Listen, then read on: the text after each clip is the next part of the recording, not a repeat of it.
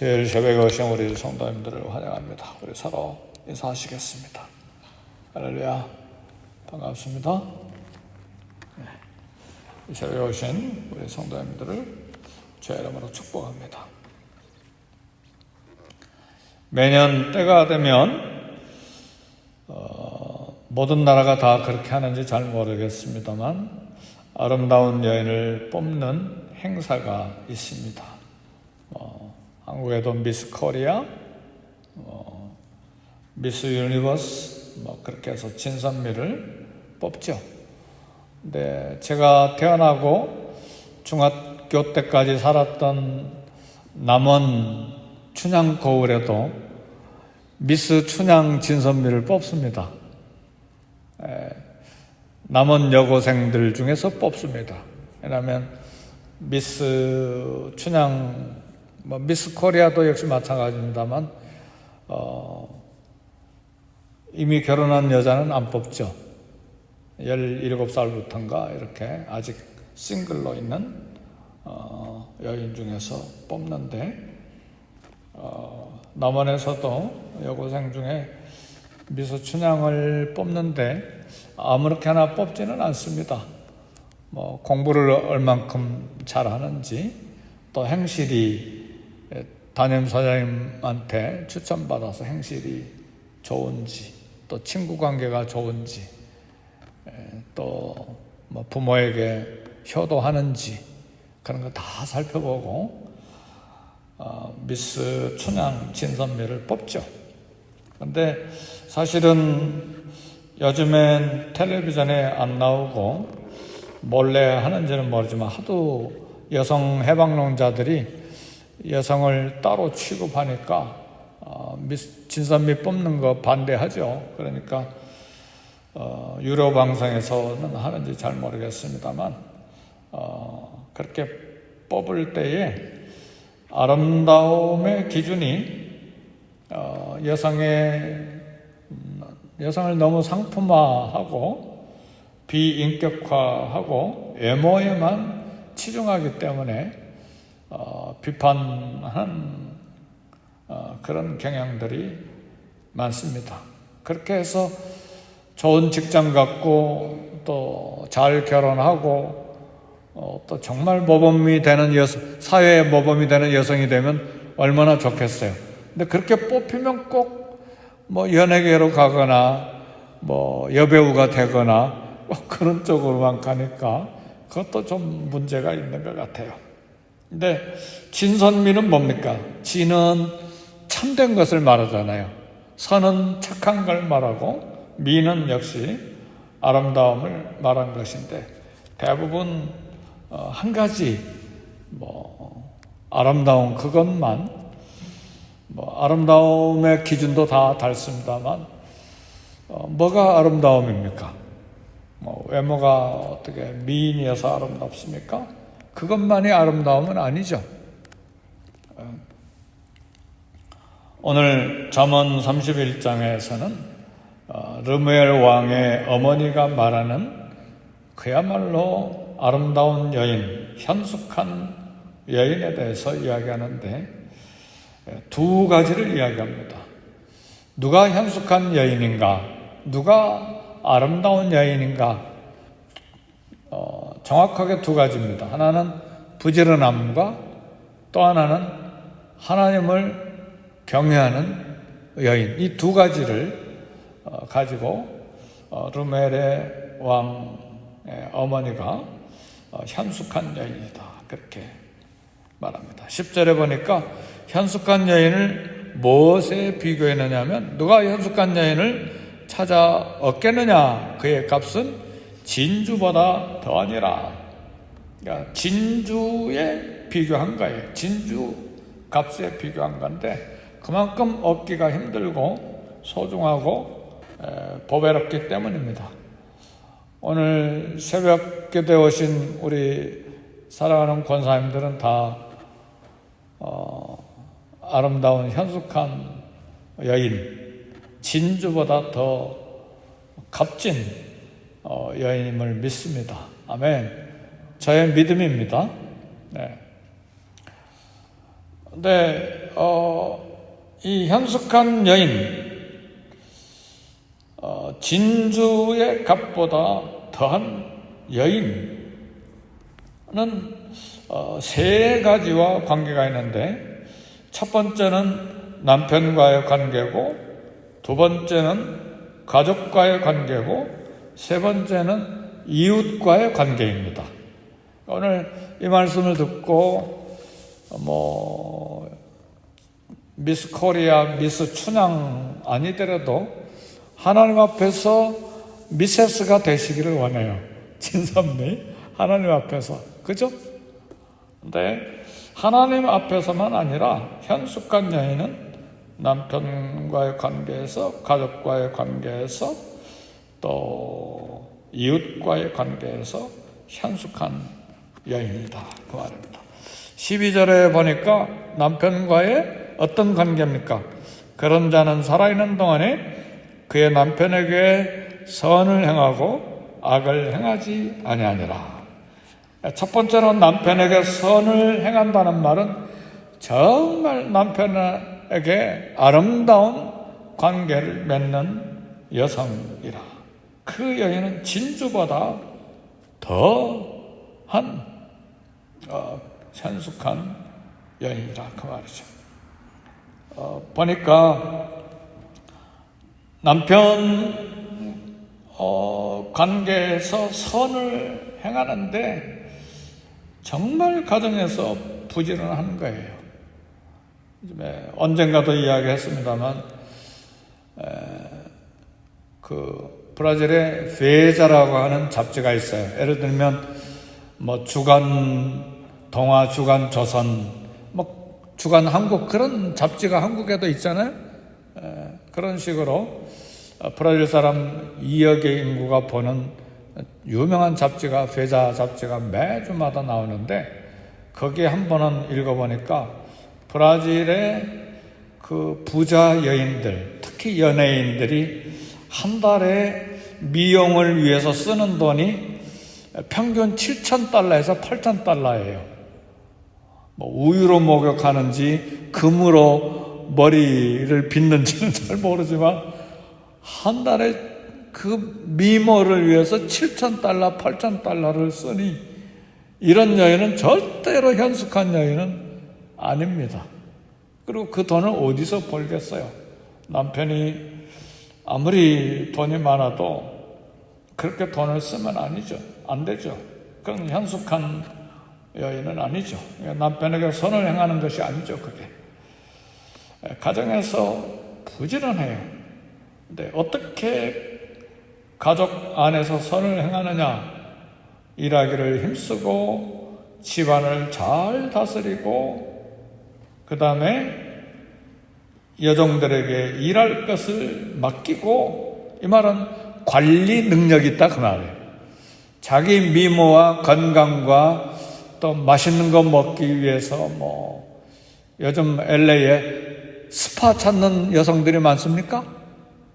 스파에 가서 또 맛있는 거 먹는지 모르지만 그런 것도 물론 해야 되겠죠. 그러나 그런 것이 아니라 부지런히 가족 식구들 옷 해입히고, 추운데 춥지 않도록 따뜻한 옷을 해입히고, 여종들에게 일을 맡기고, 하여튼 집안 모든 사람들에게 일찍 일어나서 가족에게 먹을 음식들을 다 준비해주고, 옷을 지어비고, 집안 모든 사람들에게 선을 행한다, 그 말이죠. 그렇게 하고 또 자신의 건강도 힘있게 허리를 묶고 자기의 팔을 강하게 하고 건강관리도 잘하고 또 장사가 잘 되는 줄 알고, 그 다음에 밤에도 등불을 끄지 않냐고 손으로 손뭉치를 들고 손가락으로 가락을 잡으면 이것은 옷을 만들기 위해서 실을 만드는 거잖아요. 물레 돌리는 일이잖아요. 경제활동을 한다, 그 말이죠. 오늘로 말하면 이렇게 직장 일들도 한다, 그 말이죠. 그리고 이렇게 가족에게만 일하는 것이 아니라 20절 말씀 보니까 20절 그는 권관자에게 손을 펴며 궁핍한 자를 위하여 선을 내밀며, 그러니까 남편에게 선을 행하고 가족에게 선을 행할 뿐만 아니라 이웃에게도 선을 베푼다 그 말이죠. 그렇게 열심히 해서 내 가족, 내 자녀, 내 손자만, 내 남편만 이렇게 먹이는 것이 아니라 곤고한 자에게, 궁핍한 자에게 손을 펴서 선을 내밀어서 부지런히 돕는다 그 말이죠. 이것이 현숙한 여인이라 그 말이죠. 너무나 아름답잖아요. 이런 여인이 성경에 누구인가를 보니까 얼른 떠오른 여성이 있어요. 룻이에요. 룻. 그렇죠. 모압 여자 룻. 아무것도 소망도 없는데 늙은 시어머니를 따라서 어머니 가는 곳에 나도 가고, 어머니 사는 곳에 나도 살고, 어머니가 섬기는 하나님 나도 섬기고, 어머니 죽는 곳에 나도 죽고, 이 얼마나 현숙한 여인입니까? 하나님이 결코 그런 여성 그대로 두시지 않죠. 가장 부유한 보아스를 만나게 해서, 그렇죠? 네. 그 다음에 거기에서 자녀가 낳고, 그 다음에 그 후손 중에 이새가 낳고, 이새의 아들 다윗이 이렇게 나오게 하는 놀라운 복을 받는 여성이 되죠. 그러니까 현숙한 여인의 부지런함은 남편에게도 가족에게도 이웃에게도 선을 행하고 기쁨이 된다. 이것이 하나님 앞에서도 아름다운 것이죠. 네, 우리 그리스도인 여성들은 이런 모습을 닮아야죠. 부지런함이죠. 부지런함. 삶의 부지런함이에요. 그렇죠? 네. 가족에 대한 봉사가 급진하고, 그렇죠. 그런데 가족에게만 그렇게 하는 것이 아니라 이웃에 대해서도 관심을 가져야 돼요. 그것이 현숙한 여인이에요. 내 가족만 그런 것이 아니라 이웃에 대해서도 부지런한 관심을 갖고 있어야죠. 주간 잡지를 보던 일간 신문을 읽든 내가 원하는 정치계인지 연예계인지 아니면 경제계인지 사회면인지 그것만 보는 것이 아니라 온 세계가 어떻게 궁핍한지를 그런데도 살펴보면서 하나님이 내게 주신 기회를 가지고 어떻게 섬길 것인가도 생각하는 것이 현숙한 여인입니다. 그것이 전도하는 여인이고 세계 선교에 마음을 쓰는 여인입니다. 우리는 그런 면에서 게으르지 않습니까? 이런 그리스도인의 여성의 부지런함은 기질 성품이 아니라 어디서 나오느냐? 하나님을 사랑하는 데서 나와요. 하나님을 아가페로 사랑하는 데서 이런 마음과 삶의 충만함이 나오는 거예요. 세상을 보고 한탄하고 우울해하고 어떻게 더 잘 살고 잘 먹고 큰 집 사고 좋은 자동차 살고 좋은 메이커 있는 옷과 신발을 사고 거기에만 마음을 쏟는 것이 아니라 하나님을 사랑하기 때문에 남편과 가족과 그리고 이웃을 살필 뿐만 아니라 어떻게 그리스도의 사랑을 표현할 것인가, 그런 마음이 생각 속에 삶 속에 가득하게 있는 것입니다. 우리 하나님 그리스도를 사랑할 때에 가정도 사랑하고 이웃도 사랑하고 나 자신도 성실하게, 여기 보니까 허리를 힘있게 묶고 자기 팔도 강하게 하는 것은 자신의 건강도 열심으로 돌보는 거잖아요. 그게 삶의 충만한 의욕이에요. 그렇죠? 하나님 앞에서 열심으로 그렇게 사는 것입니다.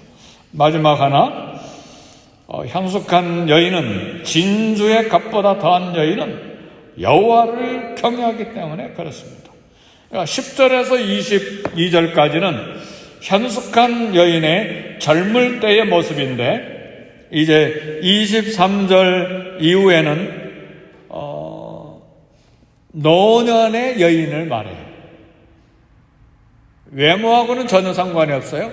이 현숙한 여인이 노인이 되었을 때의 이야기를 합니다. 그의 남편은 그 땅의 장로들과 함께 성문에 앉으며, 벌써 남편도 나이가 많아진 거예요. 장로들과 함께 성문에 앉아 있는 거 보니까 여성도 이미 노인이 됐어요. 그 결과예요. 어떻게 현숙한 여인으로서 남편에게 선을 행하고 자녀들에게 선을 행하고 이웃에게 선을 행했으면 온 성사람들이 그 남편은 훌륭하다, 그 여인 때문에 남편이 훌륭하게 된 거예요.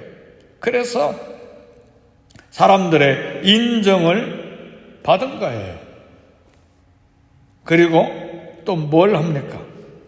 26절에 보니까 입을 열어 지혜를 베풀며 그의 혀로 인애의 법을 말하며 그랬습니다. 입을 열어 지혜를 말했다는 말은, 혀로 인애의 법을 말했다는 말은 자비하신 하나님의 말씀을 가르쳤다는 말이에요. 이제는 늙은 여성이 됐지만 인생의 선배로서 다양한 인생의 경험과 삶의 살아있는 교훈을 자녀들에게 가르치고 성인 사람들, 후배 여성들에게, 젊은 여인들에게 가르치는 여성이 됐다 그 말이에요. 그러니까 얼마나 성실하게 살았으면 온 성에 있는 젊은 여성들이 이 늙은 여성의 입에서 나오는 말을 배우겠어요. 그러니까 우리는 평생 잘 살아야 돼요. 그렇죠? 네.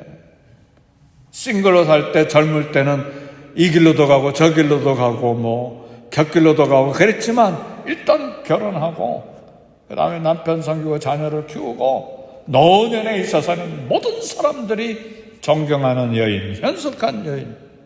얼마나 현숙한 여인이고 존경하는 여인인가? 그 남편이 말해요. 그 자식들이 일어나서 28절에 보니까 감사해요. 일어나서 엎드려 절했겠죠. 어머니에게. 어머니 감사합니다. 어머니는 나의 어머니입니다. 감사하고 그의 남편은 칭찬하되 29절에 어떻게 칭찬합니까? 덕행 있는 여자가 많고 그러나 그대는 모든 여자보다 뛰어나다.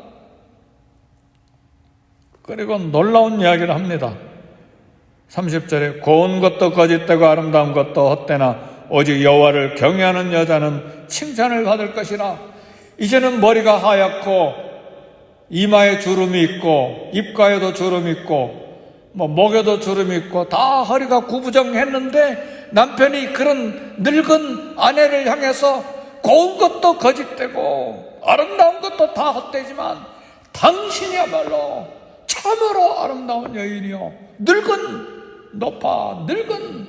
할머니 여인을 향해서 젊은 여자보다 최고로 아름답다고 지금 남편이 칭찬하니 이 얼마나 놀라운 현숙한 여인입니까? 어디서 나왔느냐? 평생에 부지런하게 평생에 여호와를 사랑하고 경외하고 남편과 가족과 그리고 이웃에게 선을 행함으로 가문을 세운, 가정을 세운 그런 여인이기 때문에 이런 칭찬을 받습니다. 이런 삶의 결과예요. 하나님을 경외하는 삶에서 나온 거예요. 그래서 우리 그리스도인의 여성의 가치, 그리스도인의 남성의 가치, 외모, 가문 배경, 미스 코리아 아니면 미스터 코리아, 근육질 이렇게 나온 그것 아니죠. 하나님을 사랑하고 그리스도를 사랑하면서 나온 부지런함과 성실함과 이웃에 대한 성실함, 여기에서 이것이 나오는 것입니다. 그래서 베드로전서 3장 3절 4절에도 베드로 사도가 그런 이야기를 했어요. 너희 단장은 외모로 하지 마라.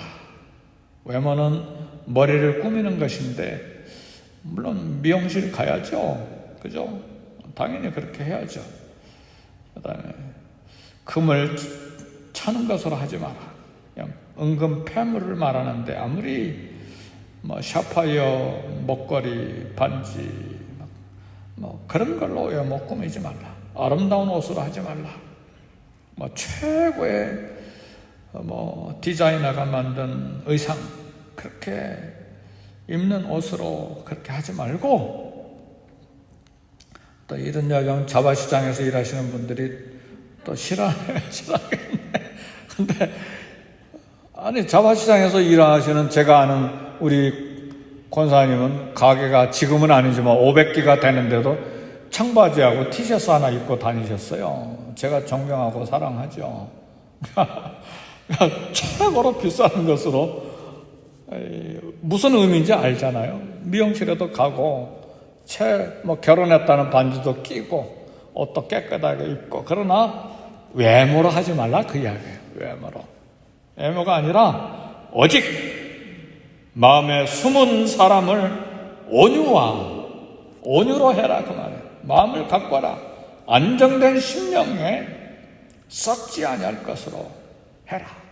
어때 여성만을 말하는 거예요. 남성도 역시 마찬가지죠. 그죠? 남성도 정신 똑바로 차려야죠. 제가 시골에 중학교 때까지 살았는데 그 시골에서 백구두, 하얀 구두 신고 맨날 서울 왔다 갔다 하고, 뭐 한 달에 한 번은 서울을 갔다 오는 것 같아요. 일주일씩. 그 시골에서 결국 그 가정이 온전치 못하더라고요. 무슨 이야기인지 아시겠죠? 남성도 역시 마찬가지. 정신 똑바로 차리고 아내에게 칭찬 듣는 남편이 돼야 되고, 자식들이 일어나 인사하는 그런 아버지가 돼야 될 것이고, 온 동네 사람들이 칭찬하고 성문에 앉아서 같이 재판하고, 그 다음에 옳은 것인지 그른 것인지 공의를 베풀고, 그 입에서 나오는 말을 젊은 사람들이 다 와서 듣고, 한마디 하면 젊은 사람들이 고개를 숙이고 알겠습니다 선배님, 그래야지. 한마디 하는데 너나 잘하세요. 노인이 됐는데도 젊은이에게 한마디 하니까 너나 잘하세요. 평생 못 살았다는 이야기죠. 그러니까 남편이든 여자든 하나님 앞에서 부지런하고 하나님을 경외함으로 사는 그런 삶을 살아야 된다. 어떤 면에서 잠언 전체의 결론이기도 합니다. 잠언 전체의 핵심 성경 구절은 잠언 1장 7절이죠. 여호와를 경외하는 것이 지식의 근본이라. 근데 실제 삶은 31장 마지막에 나와 있다. 그렇게 봅니다. 우리가 매일 기도하고 매일 성경 읽고 매일 하나님 앞에서 조심스럽게 두려움으로 사는 것이 우리 한 가정을 세울 뿐만 아니라 한 사회와 한 국가를 세우고 교회를 세우고 결국 하나님 앞에 영광 돌리기 위한 삶의 사명을 다 감당하기 위한 것입니다. 그래서 우리가 기도하고 말씀을 가까이 하고 순종하는 삶을 사는 것입니다. 이 땅에 살아가는 동안에도 이런 아름다운 존경과 사랑, 하나님 앞에서 인정받는 삶이 될 수 있기를 바라고, 그런 인생의 선배, 신앙의 선배가 될 수 있기를 주의 이름으로 축복합니다. 우리 기도하겠습니다. 기도하실 때에 성령의 충만, 말씀 충만, 믿음 충만, 온 교회와 우리 가정과 자녀들에게 이처럼 말씀, 성령, 믿음 충만한 사람들 되게 해달라고 기도하시고, 우리 교회 목장과 또 KM, EM 유스그룹, 또 우리 영아들 두 그룹 젊은 세대들을 위해서 기도하시고, 이 땅 중보 기도하시고, 또 우리 교회가 감당해야 될 선교적 사명 다 할 수 있도록 기도하시고, 또 개인 기도 하시겠습니다. 다 같이 기도하겠습니다.